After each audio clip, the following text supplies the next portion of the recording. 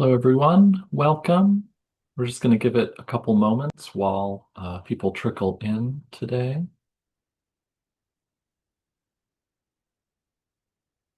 Thank you for joining us.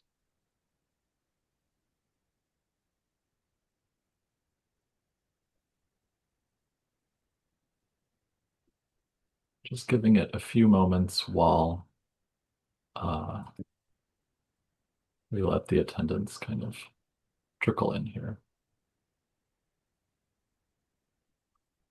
Welcome, welcome.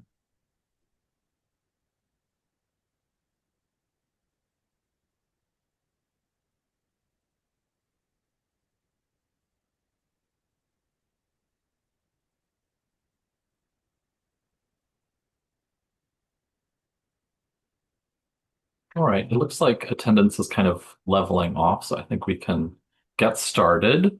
Welcome to Turning Assessment Recommendations into Actions, How to Make Practical Use of Assessment Reports. My name is Greg Stewart, and I'm the Education Program Manager at the Conservation Center for Art and Historic Artifacts, or CCAHA as we call it.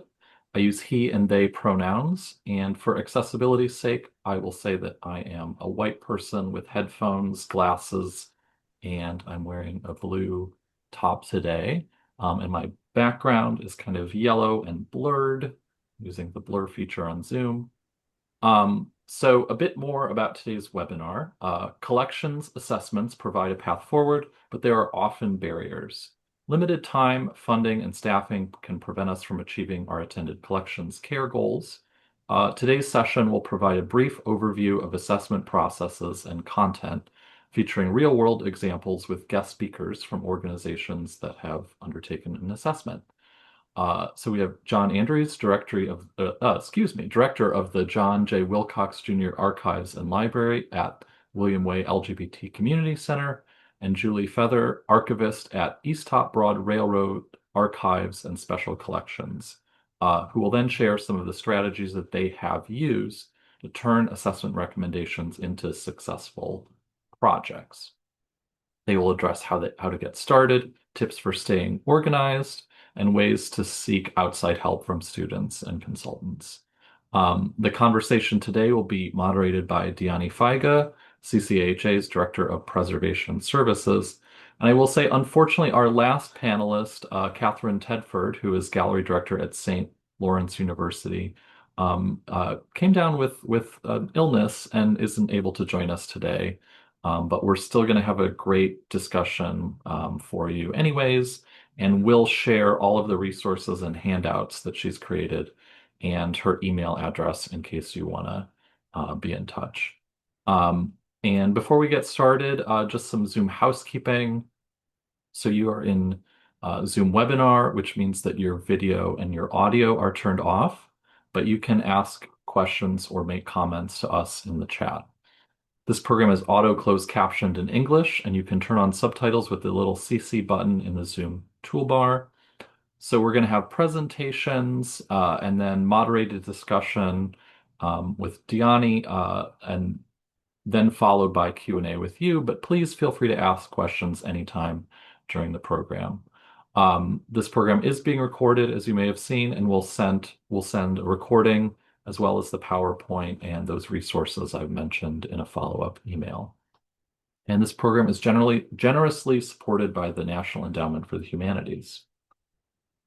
So just a quick note about the organization I work for, CCHA. We are a regional conservation lab and preservation services facility. We are based in Philadelphia, but we work with organization and clients all across the country. Our conservators treat paper-based objects like books, photographs, documents, artwork on paper, and more.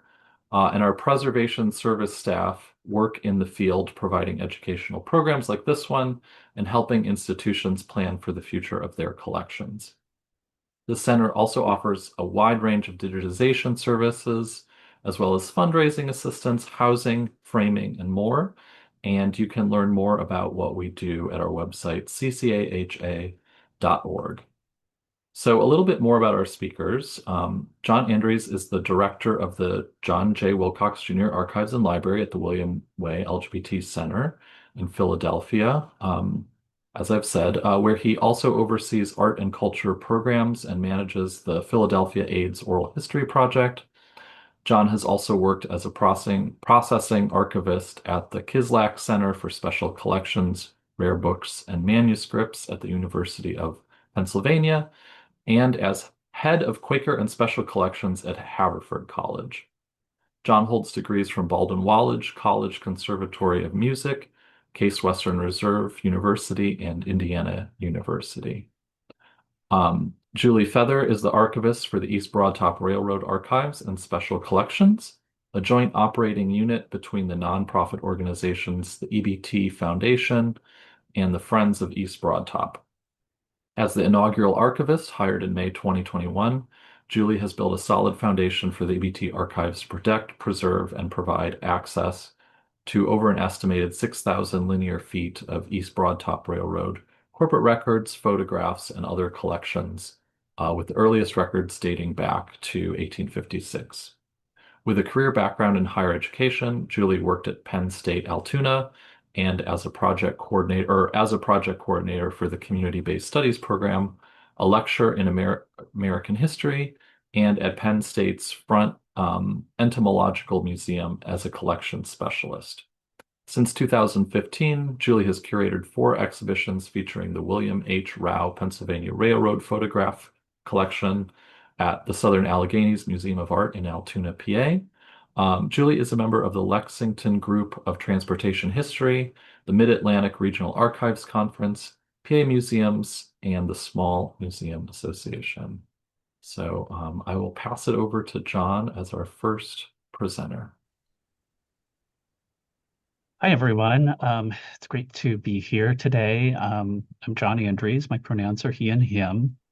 Um, Visually, I'm a white person with dark hair and I shudder to say a white beard. Um, and I am wearing glasses and a dark blue t-shirt. If we could go to the next slide. So I thought I would start by telling you a little bit about my organization and our archives, and then get into a little bit more about our experience doing a preservation needs assessment.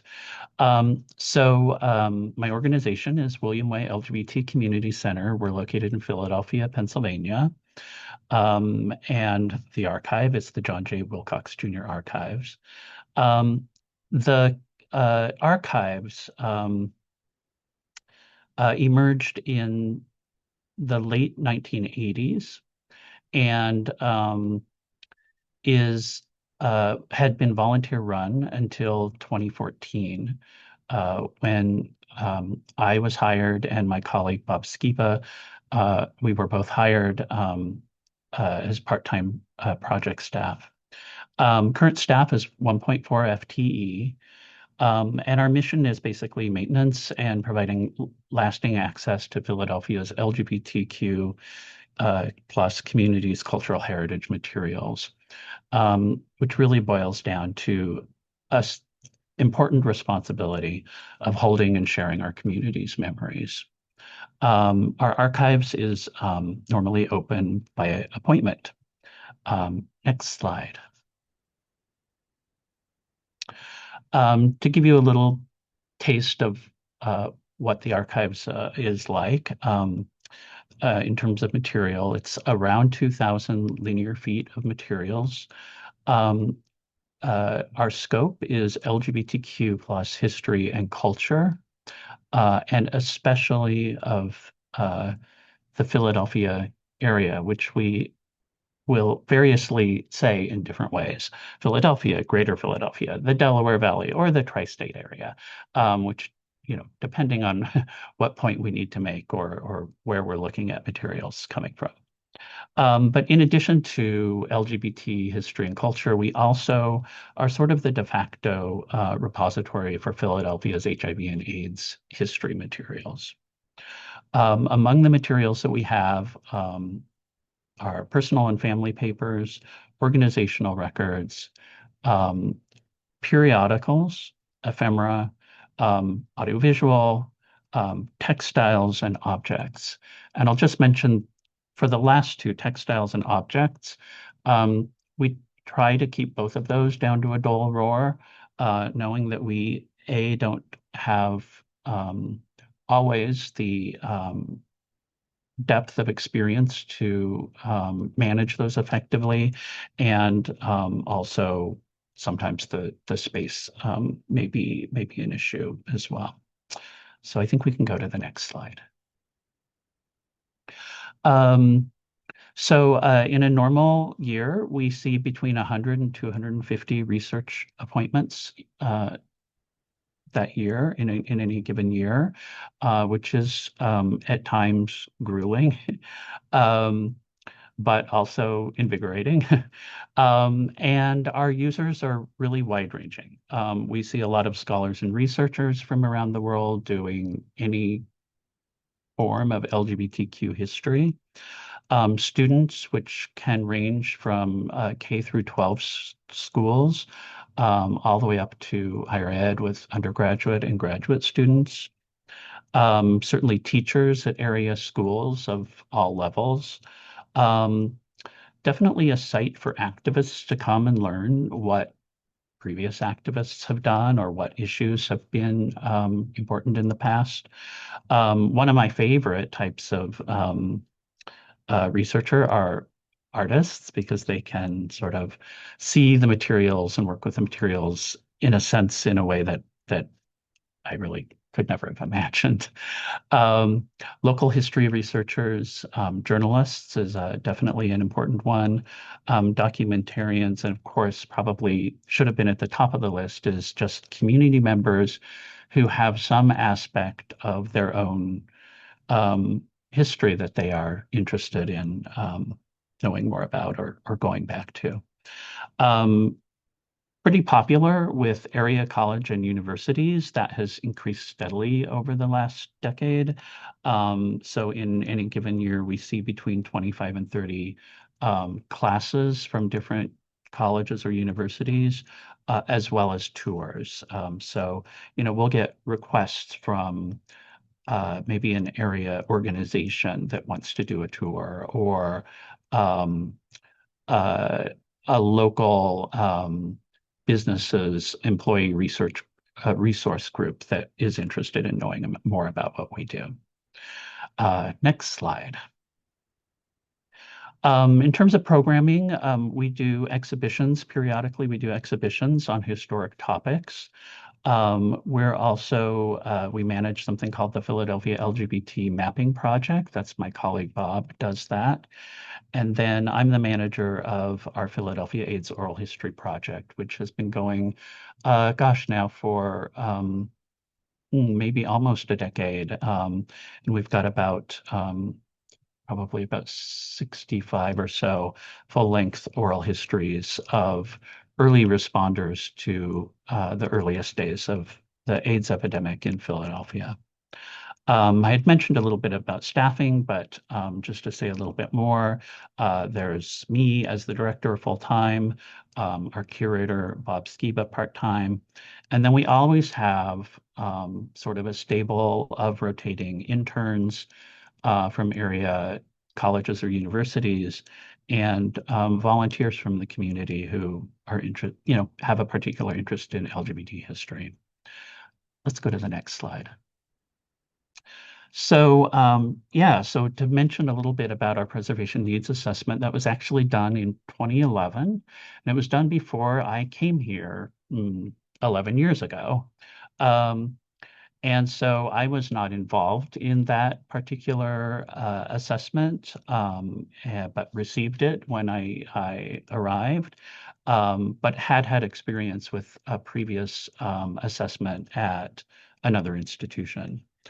I want to also mention right now that there is another sort of document that has been especially helpful to me in my work here. And at the time, the Historical Society of Pennsylvania had a project called the Hidden Collections Initiative Philadelphia Small Archival Repositories Survey, where they went around to small, as they defined it, archives in the greater Philadelphia area and surveyed their collections, um, which included some preservation and conservation issues, but was also a deep dive into those collections in terms of their accessibility, their intellectual content, the usefulness of them, where they were in sort of the life cycle of processing, all of that. And these two documents have been invaluable to me going forward, since I've been here. Um, I'll just say and save really some of the details for the Q&A, but it's obviously led to many improvements in our work here, in our treatment of our collections. It has led to numerous grants, to be sure. It has been frequent that I've been able to, in the process of writing a grant application, go back to one of the preservation needs assessments and say, look, CCHA told us this in 2011. We've done X, Y, and Z since, but we're still in need of doing A, B, and C. So that has been really wonderful.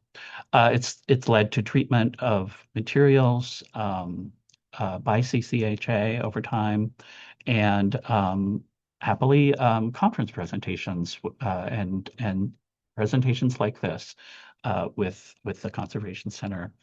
And most recently, we've been working with the center on, they've been doing some consulting for us on both planning for an eventual move as well as planning for an eventual new space. So I will leave that there and look forward to questions from Dyani and from everyone else a little later.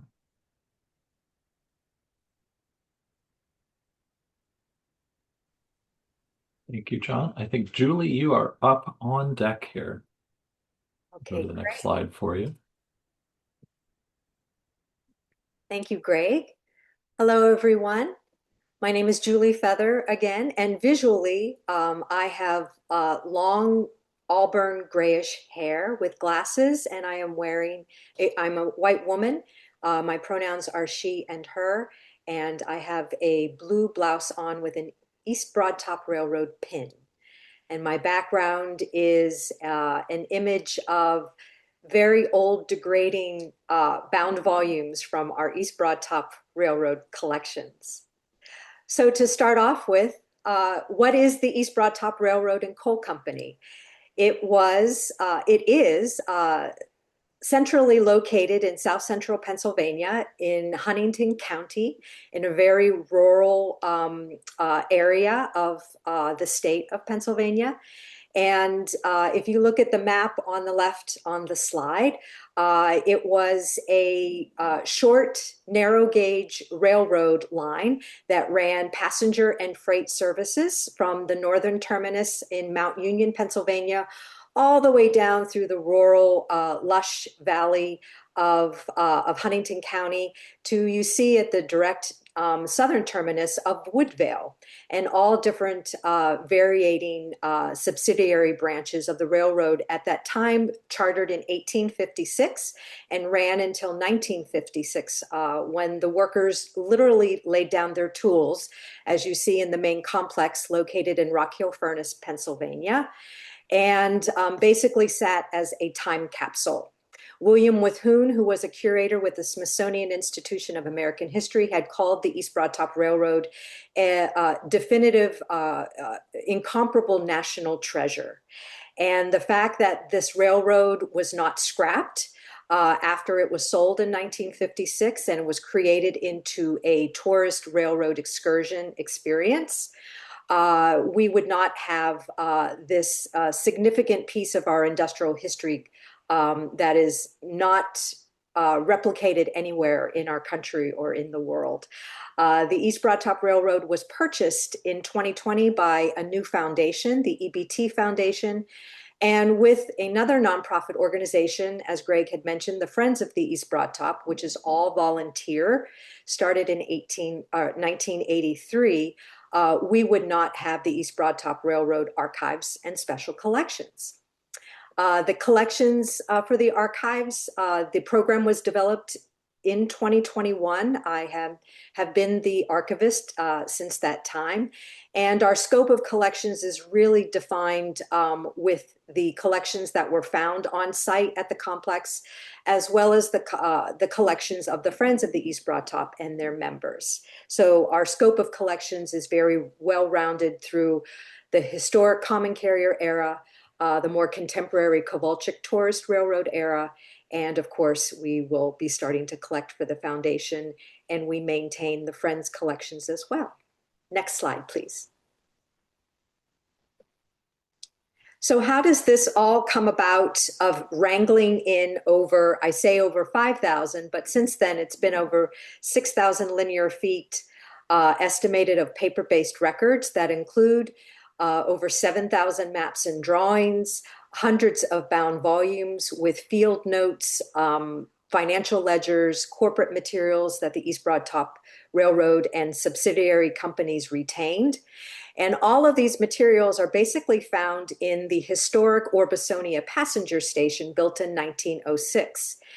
The station was built around 3 fireproof brick vaults with an estimated total of 5,600 cubic feet. The vaults are 12 to 14 feet high. You see a picture of one of them here on the right, and just stuffed full with corporate records, archival materials, ephemera, photographs. The original deeds of the right-of-way are what I call the active collections, to which our general manager and director of engineering of the railroad work in almost weekly.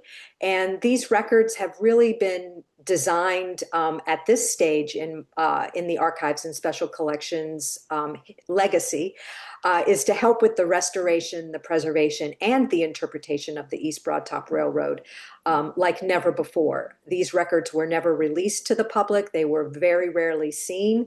They were very protected. And we are very glad that no one really tampered with them and treated them almost in a preservation manner until today, where we can manage the materials in a more processed methodology that we use for our cultural heritage institutions. Next slide, please.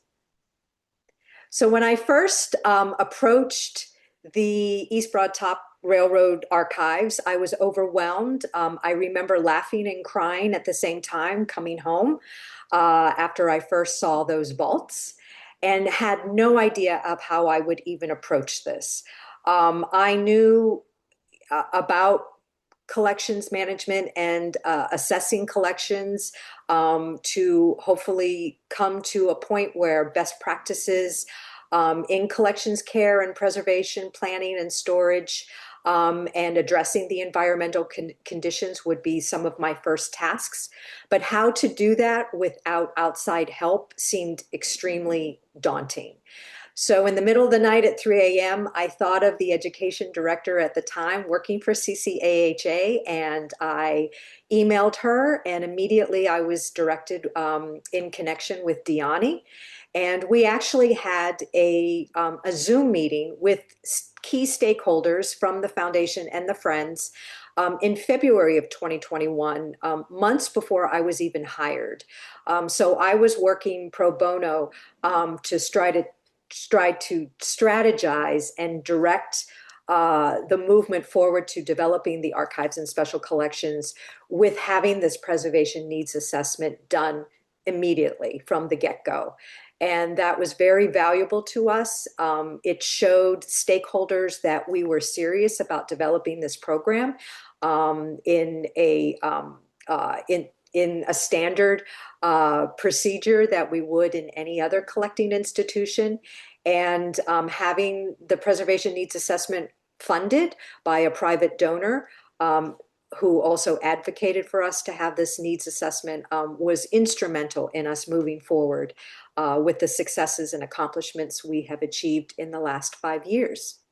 The report was given to us in May of 2022, and one of our core volunteer members, Scarlett Wirt, from the FEBT, prepared stakeholder reports to make them more accessible to them. You can have 110 10-page written report as we had with our recommendations, but they're not going to read 110 pages, more or less even an executive summary. So putting it into a visual chart and graph was really essential for us to get the message across, which you see here. On the right, we actually turned our 156 recommendations from building and site, the environmental conditions of those vaults and other areas along the EBT right-of-way where we have collections stored, security and emergency preparedness. We laid this all out in a spreadsheet, which really helped us internally define what our small, medium, long-term goals for working on recommendations would visually look like, how we could plan this, and also who is in charge of these recommendations. It can't just all fall on the archives. We have facilities, we have a board of directors that are instrumental in providing institutional commitment and a plan for preservation planning across the board, not just for the archives and special collections unit. So the report for us has been wonderfully successful. As John had mentioned, it is a great tool to leverage for grant funding, especially for a nascent archives such as ourselves. And it continues to provide guidance for as the archives is maturing. Next slide, Greg. Thank you. So what does our assessment into action look like? And of course, I'll speak about this in more detail. But how are we doing this with an archivist who finally has 35 hours weekly? I am a contracted archivist, so I'm not technically a staff employee. And when I first started working with the archives, I was 20 hours a week. So to come to this point to be fully funded by the Friends of the East Broad Top and have them fund the archives program is a great win-win for turning the assessment into action. We also have an archives technician that I work with that has been instrumental since the get-go. We could not do it without our two core FEB volunteers, Scarlett Wirt, our FEBT collections custodian, who has subject matter expertise in collections and archival management, has been instrumental into supporting me and advocating for the archives, as well as support FEB volunteers helping to process collections, inventory the collections, and continue to help us move recommendations forward.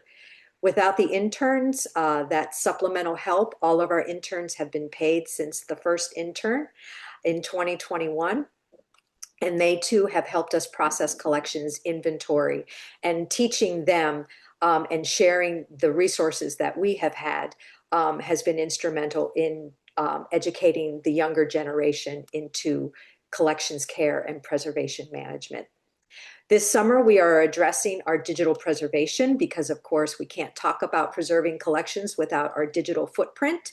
And we are honored to have an MILS student from the University of Pittsburgh supporting a digital preservation assessment, and as well as instituting planning and providing us with information and criteria for selecting a preservation management software system. And working through our grants, right now, because of the assessment report, we have 156 collections that we have processed. We have a digital collections online catalog with over 19,000 catalog searches.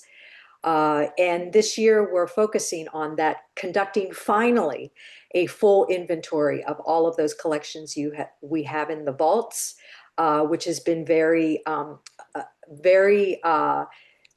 long-term into getting at. So goals can be a short-term goal, but it takes a long time to get there. And of course, sharing our resources from this assessment has been a key to providing the community that also have collections that are very unique, very special to the area in our rural community of South Central Pennsylvania. And it has been greatly highlighted to share these resources with them. Thank you.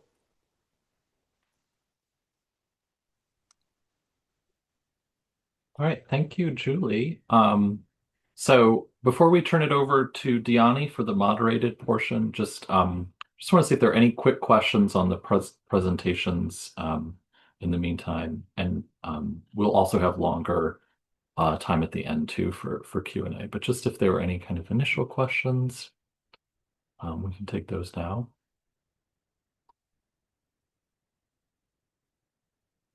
And if not, that is okay too. Dyani, I don't know if you want to kind of start with one of your questions, and we can always go back to the webinar chat if we need to. Absolutely. So yes, if you have questions about specifics of either of these presentations or the collections that John and Julie work with, please feel free to pop them in the chat. But yeah, so my name is Dyani Feige. I am the Director of Preservation Services at CCAHA. I use she and her pronouns. And as a point of visual access, I am a white woman. I have kind of chin length, grayish brown hair. I'm wearing glasses, and I am wearing a black blouse with some moths on it in honor of all of the moths that my cats killed last night. So I am going to start off with kind of a perennial debriefing type question, and happy to have either John or Julie start. But was there anything that surprised you during the assessment process or processes? Did you learn anything about your collections or preservation that you weren't necessarily expecting?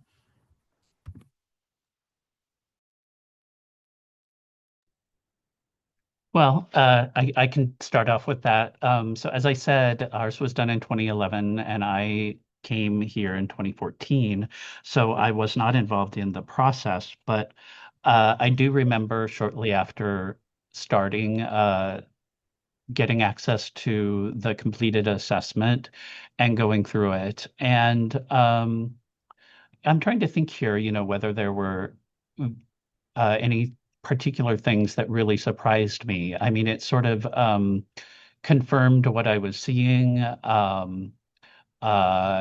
It, definitely some of the concerns I had around, say, the building, the environment, different things like that were laid bare there, and it was good to see that, as at least as a confirmation of what I was sort of suspecting. And yeah, I'm not sure. I feel like in this work there are surprises practically every day. Um, so I've certainly confronted my share of surprises, but uh, it was, I guess, for me, more of a stabilizing thing.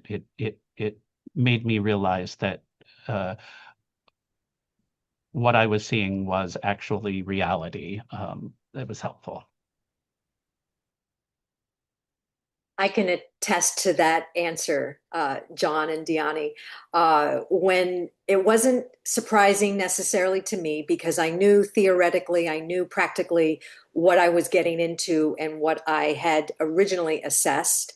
However, to have that formal assessment, to have a third party professional conservation center come in and do an assessment with, which I highly recommend, is have as many stakeholders from your organization there at the on-site visit as possible. It was wonderful to have Dyani and her preservation assistant on site at the East Broad Top Railroad, new fledgling.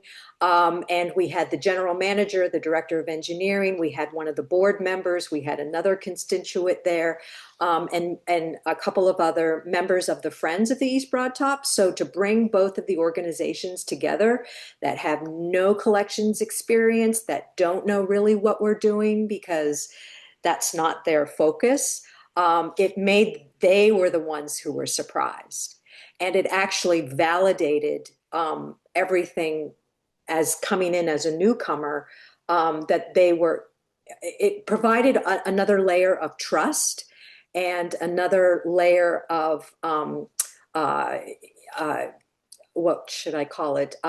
Just another level of, we trust you, we understand what you're talking about, and CCAHA is here in this top level assessment saying exactly what you're saying.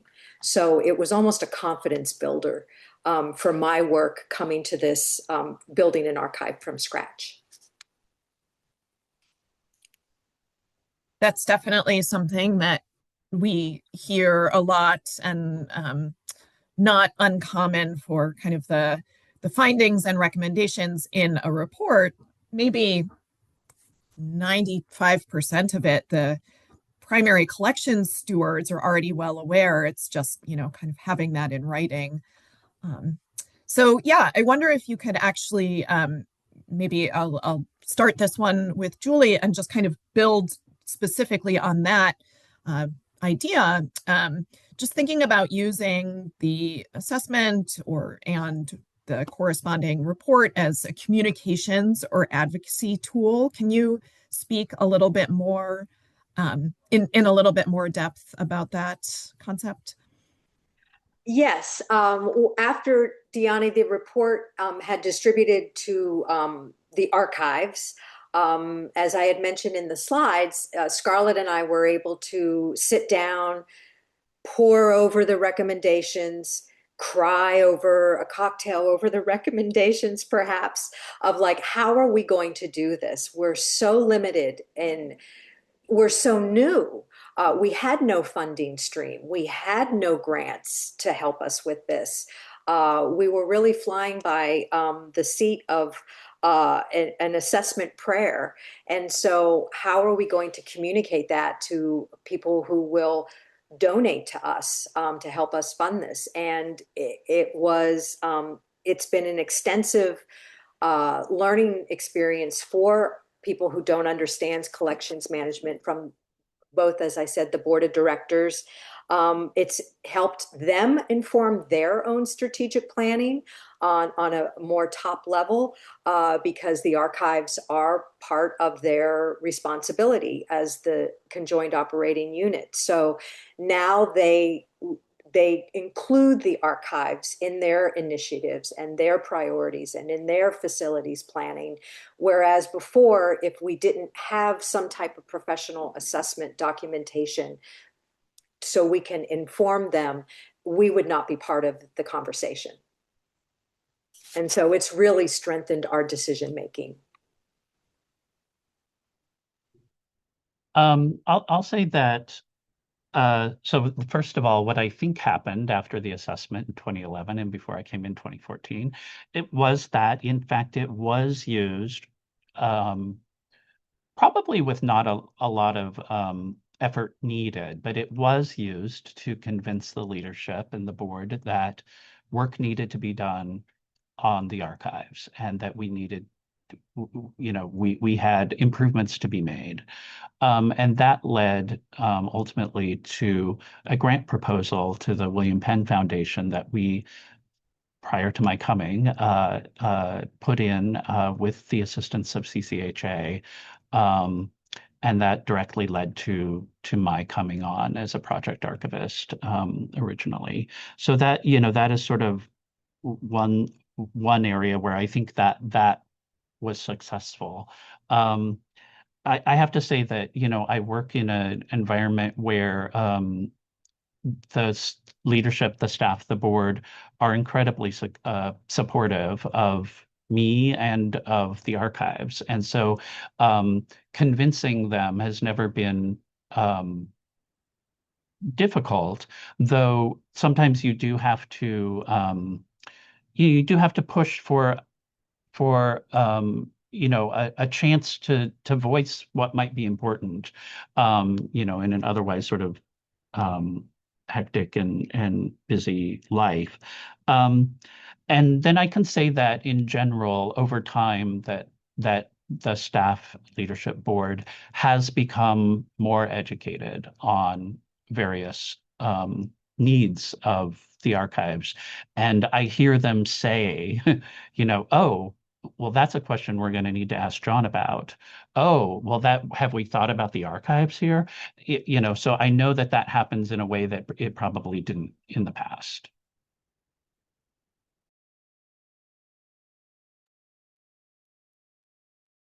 Excellent. So you Oh, I see. Do we have a question? We can move on to a question in the chat now. Um, yeah, so we have a question. And absolutely, this webinar is intended to take questions from the audience. I was going to pause my questions in about 10 minutes and ask for them, but if you have a question now, let's go ahead and pose it now. So how do John and how did Julie and John navigate the priorities identified in the preservation needs report with grant opportunities? Are you identifying grants based on the top priorities, or finding grants and then finding a need in the report that fits the grant requirement but aren't necessarily a top priority? I believe the former is ideal, but in a strained funding environment, it often feels like organizations have to be more funder oriented. So that is a very good question. Yes, I feel like I can answer this. So there certainly have been grants like the one that brought me here that was far ranging. It was a really wide net of trying to do extensive work on bringing the standards up to par. And so that was wonderful. But then there have also been small, much more focused grants that have been like, oh, look, there's an opportunity. And so it really was sort of like the opportunity presenting itself. Can this meet one of our needs? Um, and, one of the first grants that I got after coming here was an NEH preservation assistance grant. I think, Julie, you also got one. And ours was to buy an audiovisual media cabinet for our audiovisual materials, which was one of the first things that I had sort of noticed in the preservation needs assessment needed attention. Um, and one of the ways that I was able to leverage the preservation needs assessment to eventually get that grant was that I felt our AV collection was uh, haphazard. We didn't know what was where in which collections, all of that. But we had, for instance, the survey from the Historical Society of Pennsylvania, which allowed us to identify where are those AV materials in which collections. And I brought together a group of about 30 archives and library professionals for a service night where we just banged out on all our laptops. Uh, Surveying the state of our audiovisual collection. And we were able to get through the majority of it. And I still use these spreadsheets to this day, working on improving, those, the situations of those, or to imagine what might be digitized or what have you. So I think it's both. Like you see it, opportunities come, you jump on them, but also you do sort of want to plan strategically with regard to some of your, top issues. And I can add to your answer, John, of yes, it is a balance of really looking at the recommendations and targeting priorities that seem doable for grants. When we started, of course, we didn't have a mission statement. We didn't have a collections management policy. We didn't have policies, period. So I knew strategically for a grant such as the NEH Preservation Assistance Grant that we would need all of that in some form or fashion to even be considered. So the assessment report, although we completed a scope of collections and a mission statement and the start of a CMP, even before we applied for the grant or even got and had the report in hand, we knew that that report would be our leverage. And especially with the Preservation Assistance Grant, which we received $10,000 for emergency preparedness and planning, I thought that that, among all of our recommendations, was one that was primary key. We work in a historic landmark where we are there are wooden buildings. There is no fire suppression. There are major threats from the environment in terms of weather, flood, fire. That to me was key, and also including the community, all the little historical societies along the railroads right of way.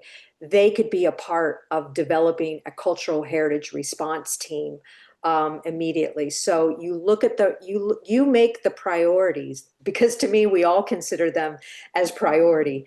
But how can you set yourself up for success for what people say might be a tiny small $10,000 grant has increased tenfold with what we've been able to do with that priority and fulfill that recommendation. Yeah, I mean, I'll just to come back to that, it really has been for us often a series of things that build upon one another. So, like the preservation needs assessment leads to a greater attention on our AV collection, which leads to better storage circumstances. All of that then plays into the fact that we've gotten now three recordings at risk grants for converting to digital audio for magnetic media. And we really couldn't have done all those things without starting at the beginning. Mm-hmm.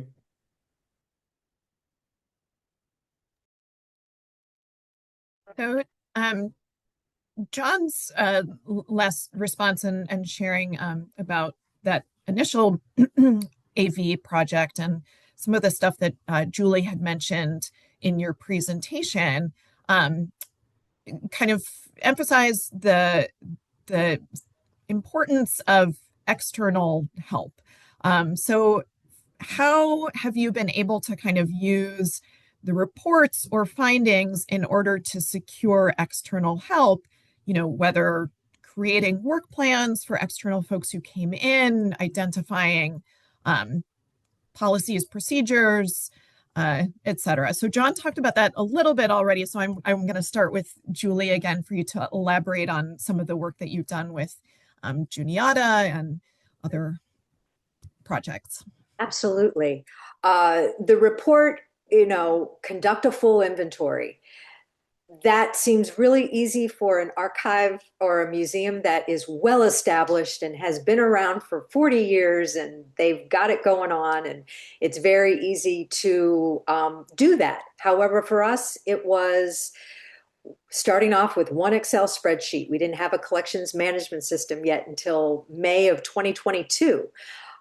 So the help that we were able to provide from our Juniata College interns, with very simple computer skills training, wrangling in our maps and drawings collection was a key priority for us, because they, as Dyani had seen, they were all over the place. They were so mismanaged and so wrangled. And we're talking oversized 10 by 10 feet drawings of any type of material that you could think of, drafting linens. And so to have our interns wrangling in an inventory item level of all of these maps and drawings, and then being able to store them in good enough practices for the limitations of space and housing that we do have, has been instrumental. And so looking at that report and addressing key items about our collections could not be done without interns and the volunteer staff that we have directed from the Friends of the East Broad Top.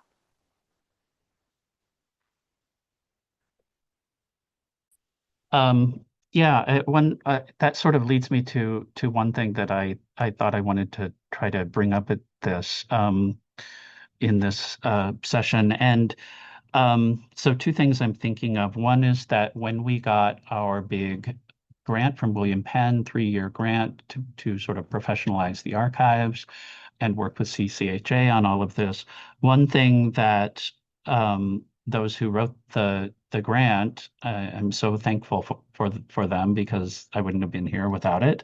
But one thing that they put into the project, which I don't know if they realized was so amazingly smart at the time, but it really turned out to be wonderful, was that we worked in having a conservation technician on site 1 day a week for 3 years, paying for that from CCAHA. And I can't tell you how incredible that was to have someone who, you know, really grew to know the collection so well over time and could really run with some of the uh, collections care, especially issues that we found, especially around rehousing and just identifying which collections needed, particular levels of care. Really amazing. And then I'd say the other thing that I've found has been really wonderful, it certainly has worked out well for me living in Philadelphia, is that there are there are graduate students doing work in the field of conservation, and often they are required to do some sort of a practicum. Um, and so twice now we've had grad students who came and had a particular interest in creating custom housing. And we have been able to house almost all of our uh, art objects this way, and sort of a combination of some standard housing that's been modified, as well as some housing built from scratch. And they've done just gorgeous work on this. And I can imagine what something like that out in the real world would cost. And so it's just been wonderful to be able to have that on occasion.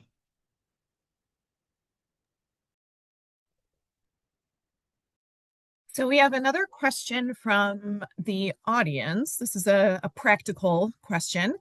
What management system or systems have the speakers found helpful for your archives?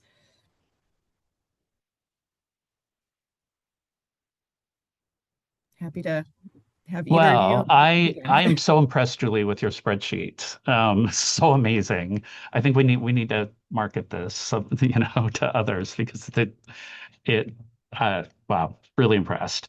But yes, spreadsheets have been my friend as well. And uh, as I say, there are still some that I created early on here or that I got others to help me create that I still rely on.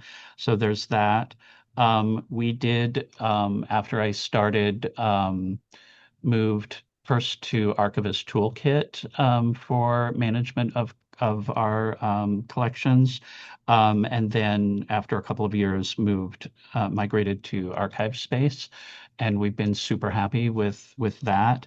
For online digital collections presentation, we use Islandora, and that has worked out really quite beautifully for us as well. Um, I guess those are sort of the ones that I work in most regularly. And I would say spreadsheets have been a great foundation. It's been the way that I can communicate. Many of our volunteers are and myself included, are not a digital native. So having a cloud-based collections management system was really critical for us, especially with no IT department for either organization. So we use Past Perfect Web Edition, and it's not always perfect, but it has worked successfully for us because I can have one of our historian curators working to tag cataloging and tag collections and do metadata from his home and state college. I can be on there cataloging, and I can have an archives technician scanning and uploading collections. So the cloud-based system has worked really well for us. We have a Google Drive that we share all of our programmatic activity. So that is part of the digital footprint that I manage. And so having all of my team members have access to the information that we are developing is also a key stronghold. And our future us is something like Islandora, Preservica, something like that for our next level, which is part of the recommendation. So we're at that point where we're ready for the next tipping point of the recommendations, and we're jazzing up, looking at conservation. Perhaps a consultant to come in and make us specialized boxes would be ideal. So we're leveling up and with our content management systems, and these are the systems that we're using currently. Excellent, thank you. Well, this hour has flown. We only have 5 more minutes, so I would love to take more questions from the audience. Please, please try and get something in the chat if you have questions. I will say that at the Conservation Center, we with funding from the NEH, the same grant that enables us to present this webinar for free, we are accepting applications right now for a collections care capacity building initiative, in which one of the options among many is to work with us on having plans and assessments conducted. The caveat is they're due on Monday, so this is not the best timing if you are just finding out about it. However, there will be a second round a little less than a year from now. So if it's something that you're interested in and didn't quite get a chance to sneak an application in this year, definitely stay watching our website and our promotional material for next spring. It would be possible. It's not a heavy lift of an application. If you are very dedicated, you could throw something together over the weekend, but just not to worry. There will be another opportunity. Thank you, Camilla. So yeah, are there other questions from the audience? Do we want to take a really quick lightning round last question and have Julie and John let us know in a lightning round what's next for your collections? What are you excited about, and what are you working on? Well, for us, it's sort of two things that are related and combined, and that's that we will eventually have new space. We don't really know exactly when that will be, but have been working towards that for a little while and continue to. But in order to get there, there will have to be a move to temporary location, which we're also not sure exactly where that's going to be, but we're working on that. But getting ready for that move is sort of what I'm thinking about the most right now. Lining up the potential movers, thinking through different issues, making sure that everything is housed in a way that it can be safely moved, making sure that everything is carefully enough inventoried to survive a move. How about you, Julie? Very same. We have on the books a potential building that we would be moving collections into, and so that transition planning will be instrumental this year, and really deciding what collections would go into a new building, which is off-site from the complex 12 miles away. Will collections be retained in those vaults? What will they be? How can we balance the historic integrity of the Orbisonia passenger station and also protect the collections and maybe safely move them to a more permanent, more protected repository at the same time.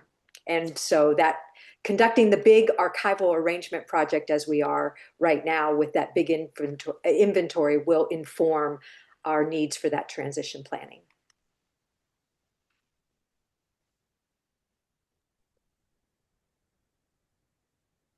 Awesome, thanks. Wonderful. One more very quick thing in the chat. Steffi had asked again, what's the difference between kind of our preservation needs assessments or other, it's certainly not just CCAHA that does preservation needs assessments, but the difference between kind of a standard preservation needs assessment and FAIC's conservation assessment for preservation. The difference is the conservation assessment for preservation, or CAP, is basically a double assessment. So you get essentially everything that would be in a preservation needs assessment plus historic architects, structural engineers, et cetera, doing a full assessment on the building. So if you are in historic buildings, highly recommend. I'm not certain about the funding future of those projects. I know there was one round that was not initiated in the past year or so, but definitely keep an eye on their information as well. And FAIC is the Foundation for Advancement in Conservation. It's the kind of nonprofit education side of the American Institute for Conservation. So, yeah. Well, thanks so much. I really appreciate Julie and John sharing so much about your collections and your experiences with us, and definitely encourage anyone who is watching now or watching the recording in the future to, if you have questions about preservation needs assessments, preservation plans, anything along those lines, please don't hesitate to reach out. We're always happy to take questions and talk you through options. Oh, thanks for popping your email in the chat as well, Julie. And yeah, if you have any specific questions about either of these sites or collections, please reach out to Julie and John. And yeah, thank you all for joining us. Thanks again to the National Endowment for the Humanities. And I don't know if you had other closing words, Greg, but thank you. Yeah, just reiterating the thanks and just a plug for our next webinar, which will be handling photographs for digitization on June 16th at noon. So we hope to see you there. And just a note to say that when you close the screen, when the webinar ends, you'll get a little pop-up with a survey. So that's a great way to let us know how we're doing. And thanks again, Julie and John. And it's been great to catch up. And hope everybody on this call has a lovely afternoon.